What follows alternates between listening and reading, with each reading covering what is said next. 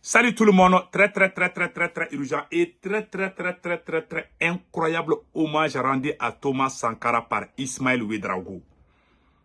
Et des révélations sur le renversement de l'ancien président, l'ex-président du Gabon, Ali Bongo. Et des conseils adressés à tous les présidents africains, y compris l'actuel président du Gabon, général Oligui Nguema, ainsi que les présidents de l'AES. Beaucoup de choses à apprendre vraiment dans cette déclaration. Donc, je vais vous laisser écouter attentivement. Analysons ça ensemble. Après, nous allons décortiquer. Je vous parle aujourd'hui, lundi 21 octobre 2024. Écoutons. Parce qu'il voulait le protéger. Par contre, la famille de Sankara vous dira en témoignage, nous avons les plus souffert quand il était président, parce que lui, il n'a jamais été là pour protéger sa famille, il était pour l'ensemble des citoyens. Raison pour laquelle il est entré dans l'histoire. Donc, quand on veut être Sankara et on fait du contre Sankara, l'histoire se renferme sur vous également de la même manière. Merci, Ismaël Ouedraogo. Donc, vous avez entendu. Nous allons revenir au début maintenant. Ça, c'était juste pour vous expliquer ce qu'il... C'est un grand hommage. Thomas Sankara, quand il est venu au pouvoir, il n'a pas pensé à sa famille, il a pensé au pays. C'est ce que le capitaine Ibrahim Traoré est en train de faire actuellement. Donc, c'est des leçons à apprendre. Il a donné beaucoup de détails ici. Vraiment, j'aimerais qu'on écoute ensemble. Écoutons. Pour lui, donc, c'est pas la peine de l'angoisser davantage. Voilà, attendez là. Une femme qui ne comprenait plus rien, qui se retrouve aujourd'hui dans une prison civile au niveau de Libreville. Seul celui qui a échappé, c'est Ali Bongo. Ali Bongo l'a échappé pas parce qu'on l'aime ou les militaires le protégeaient, parce qu'il est malade.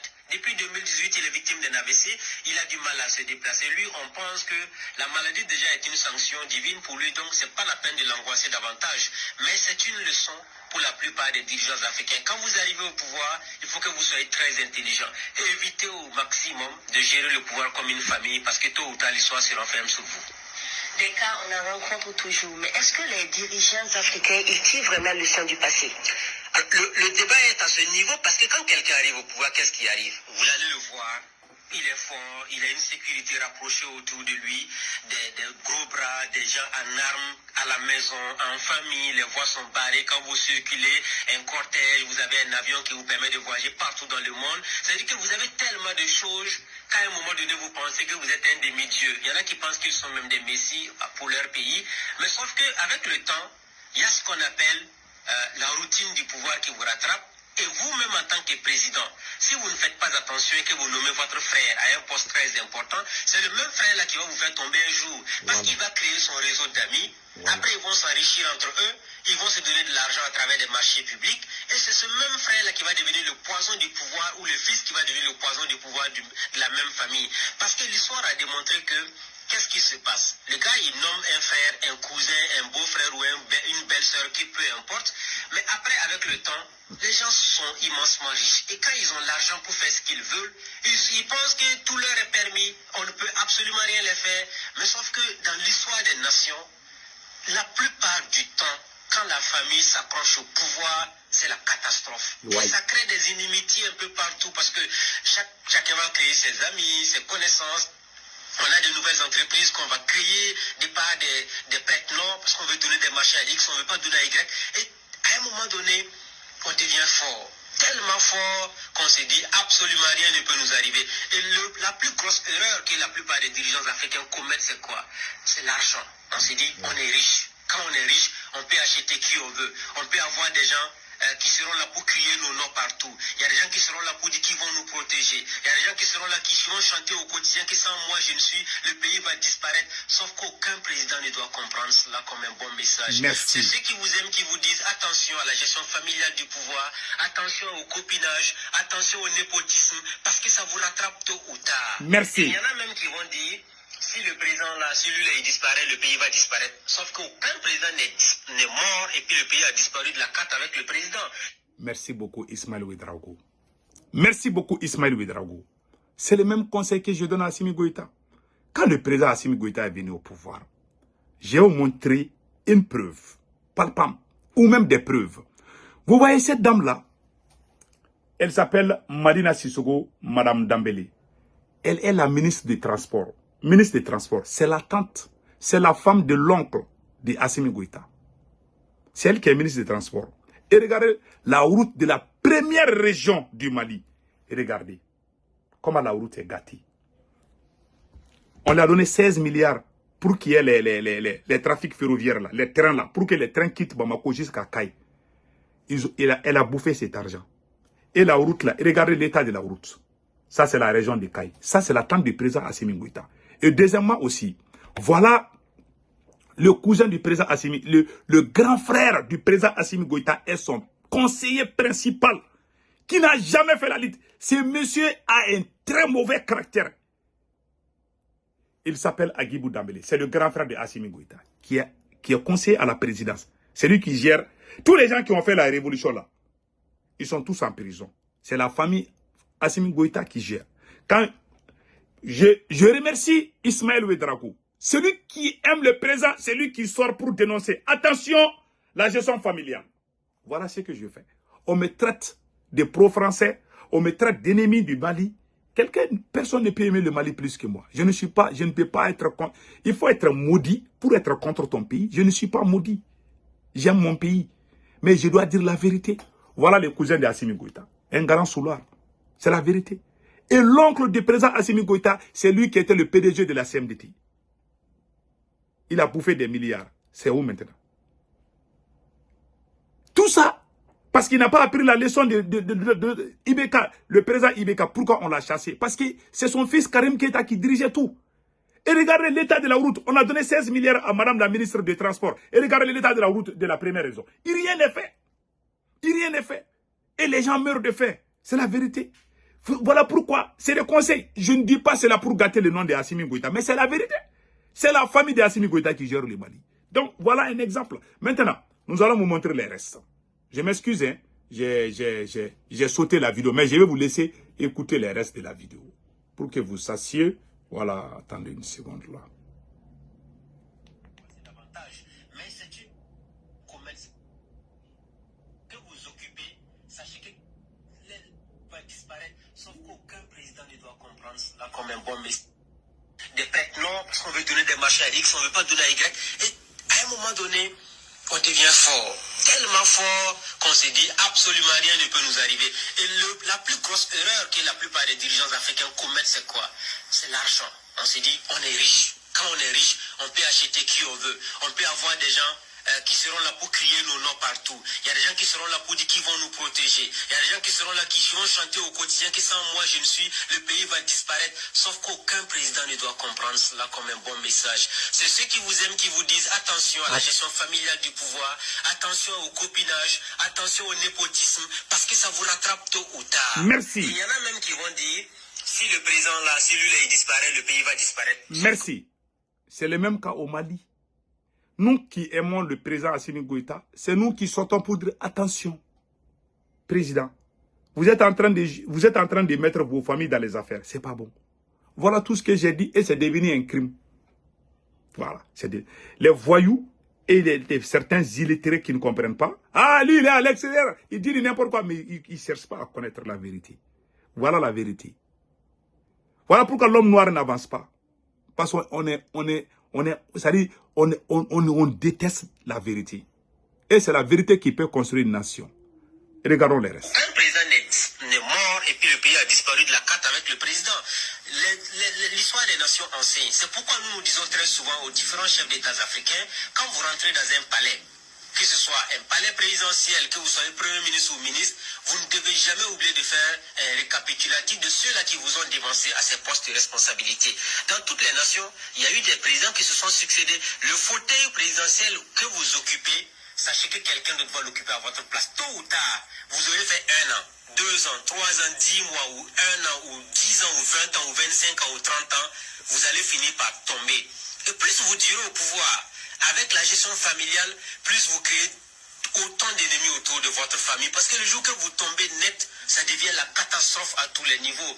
Donc ça doit être une leçon pour les palais africains. Quand on arrive au pouvoir et qu'on sent que les gens vous applaudissent et vous soutiennent, faites beaucoup attention. De la même manière ils vous applaudissent, ils seront également impitoyables avec vous quand ils vont constater que vous avez trompé le peuple à travers votre manière de gérer le pouvoir d'État. Et ça rattrape toujours, et les dirigeants qui ne l'ont pas compris ont malheureusement fini dans la poubelle de l'histoire. Donc on dira éviter le népotisme. séparer la famille du pouvoir pour ne pas tomber dans le même cas que la famille de Ali Bongo. Bien entendu, ça veut dire que celui qui veut mettre sa famille dans les affaires, qu'il crée son entreprise privée. Si vous créez votre entreprise privée, ramassez votre famille, les cousins, les familles alliées, ramassez toute votre famille, allez mettre dans votre entreprise, c'est votre problème. Ça n'intéresse personne. Parce que là, c'est une entreprise individuelle. Mais prendre le pouvoir d'État pour en faire une affaire de famille, généralement, ça ne marche pas du tout. Ça, tout le monde doit le comprendre. Même le nouveau qui vient d'arriver au Gabon, le général Olingi, s'il s'amuse aussi à faire comme ce que la famille Bongo a eu à faire de par le passé, l'histoire va se renfermer sur lui de la même manière. Donc nous pensons que chaque fois, il y a des cas similaires qui se produisent. Mais ça n'enseigne pas assez les dirigeants africains. En fait, on a l'impression que quand on arrive au pouvoir, on devient amnésique, on oublie tout, on pense qu'on est fort, indispensable, alors que les hommes indispensables peuplent les cimetières. Ce n'est pas non plus exceptionnel en matière de présidents. Depuis 1960 à aujourd'hui, tous les pays africains ont connu divers présidents. Il y en a qui étaient des demi-dieux. Il y en a qu'on ne peut même pas regarder, comme on disait, le roi soleil. Parce que quand tu le fixes droit dans les yeux, c'est à peine si sa garde rapprochée ne va pas te fusiller en plein jour. Mais ils sont où aujourd'hui? Comme l'a dit une fois Laurent Bado dans l'émission Le Grand Déballage, tous finissent par les vers de terre. C'est pas parce qu'ils voulaient le protéger. Par contre, la famille de Sankara vous dira en témoignage, nous avons les plus souffert quand il était président, parce que lui, il n'a jamais été là pour protéger sa famille, il était pour l'ensemble des citoyens. Raison pour laquelle il est entré dans l'histoire. Donc, quand on veut être Sankara et on fait du contre Sankara, l'histoire se renferme sur vous également de la même manière. Quand on veut être Sankara et on fait du contre Sankara, l'histoire se renferme. Se renferme contre nous. C'est la vérité. Il y a des gens qui disent qu'ils sont Sankara. Leurs actes montrent qu'ils sont loin d'être Sankara. Thomas Sankara, son nom est rentré dans l'histoire parce qu'il a sacrifié, il s'est donné au pays. Il n'a pas mis sa famille en première position. Malheureusement, chez nous, au Mali, c'est le contraire. Quand il dit, il est l'ennemi de Assimi Goïta. Assimi Goïta, les gens qui sont intelligents, regardez ce qui se passe au Mali. On voit les grandes dames avec des grandes voitures. Ce sont les grandes dames qui travaillent à la place qui n'étaient pas là, hein, quand nous on sortait sous la pluie pour défendre la nation. Quand nous on organisait les marches, on ne connaissait même pas la famille du président Assimi. Quand il est venu, c'est sa famille qui gère tout aujourd'hui. Et le conseil que je donne à tous les Maliens, je ne suis pas contre Assimi. Je fais des critiques constructives. Et ce que je dis, c'est la vérité. Moi, je n'ai peur que de Dieu. Moi, ce que je dis là, je ne dis pas que quelqu'un croit ou n'est pas croit. Si je suis aimé par Dieu là, le Tout-Puissant, cela me suffit. Je m'en fous des voyous qui vont croire ou pas, des gens qui racontent du n'importe quoi contre moi. Ils vont revenir un jour dire que Sékou Tounkara, le politologue de Pignorak, avait prévenu le peuple. Je l'ai fait quand Ibeka était au pouvoir. J'ai fait campagne pour l'ancien président Ibeka. Quand j'ai vu qu'il a amené sa famille, ses enfants, j'ai commencé à les critiquer. Les gens disent que non, lui là, il n'aime personne. Il te supporte, il te critique. Alors ils vont dire que tu as des langues. Hier, tu disais que lui, il était bon. Aujourd'hui, que tu n'es pas bon. Ils disent pas que ce que toi tu dis est faux. Ils vont dire que toi, tu as des langues. C'est ça qu'on dit au Mali. Ah, il aimait Assimi Goïta. Aujourd'hui, il dit qu'il est contre Assimi. Qui a dit qu'il est contre Assimi? J'ai dit, pardon, il faut changer. C'est un crime? Non. Nous, on va avancer, mais on n'aime pas la vérité. Vous avez vu quelle nation où on est arrivé vraiment à construire une nation sans sur la base de la vérité. Les dirigeants européens, occidentaux, tu ne verras jamais qu'ils ont volé l'argent de l'État. Il ne peut pas faire ce qu'il veut. Le président américain, Joe Biden, il n'ose pas mettre son parti à côté et puis amener sa famille. S'il le fait, ils peuvent le destituer. Mais regardez chez nous, un président vient, toi tu te tues pour le président. Il y a des gens qui meurent dans les rues à travers les manifestations. Le président, lui, il vient au pouvoir, lui, il pense à sa famille. Alors que lui, le jour que nous, on se battait pour lui, sa famille était en train de dormir dans leur salon. Maintenant, lui, il est au pouvoir, au lieu de penser, voilà. Parce qu'il y en a qui confondent la famille politique et la famille biologique. La famille politique, c'est avec qui tu as fait le combat. Si tu les oublies, tu dis, ah, ma famille d'abord, là, tu te trompes. C'est la trahison. Et c'est ce qui se passe dans plusieurs pays africains. Ils viennent au pouvoir et ils pensent que c'est leur famille, en mettant son cousin, sa cousine ici, là. Qui peut faire mieux que Ben Ali, l'ancien président de Tunisie? Ben Ali a mis sa famille partout en Tunisie. Quand il y a eu comment on appelle là, quand le peuple s'est levé contre lui, où es-tu? Il est allé mourir en exil. Il avait 5 milliards de dollars, 5 milliards d'euros dans son compte. Il a tout fait pour les Occidentaux. Il a donné son pays, il a vendu son pays aux Blancs. Les jours que ça a chauffé là, tout le monde l'a abandonné. Il voulait aller en France, la France dit non, non, non, non, non. Il est allé mourir en Arabie Saoudite. Ça, c'est karma qui fait ça. Tous ceux qui trahissent vont mal finir. Ça, c'est clair. C'est pour ça que moi, mon souhait n'est pas de voir le Mali s'écrouler. Je n'ai rien contre Assimi, mais je sais qu'il va mal finir. Parce qu'il a trahi le combat. Nous, on n'a pas fait notre révolution pour que lui, il amène ses copines, ses amis. C'est incroyable. Même les gens qui permettent du thé dans leur carré là, ils les ont tous mis partout. Ils ont nommé les généraux, ils ont pris les... Ils ont fait, c'est comme si les pouvoirs là, ils ont mis les militaires même dans les hôpitaux au Mali. Ce sont ces mêmes militaires qui vont les chasser un jour. Ils ne le savent pas. C'est ça que le président iranien a dit. Quand tu as le pouvoir, il faut travailler avec ceux qui t'ont aidé au début. Que ce soit du côté militaire ou civil. Mais Assimi a préféré le côté militaire et en plus de certains politiciens qui sont proches de sa famille. Voilà pourquoi le Mali est calé. Qu'Allah le Tout-Puissant sauve l'AES. Passez un excellent week-end.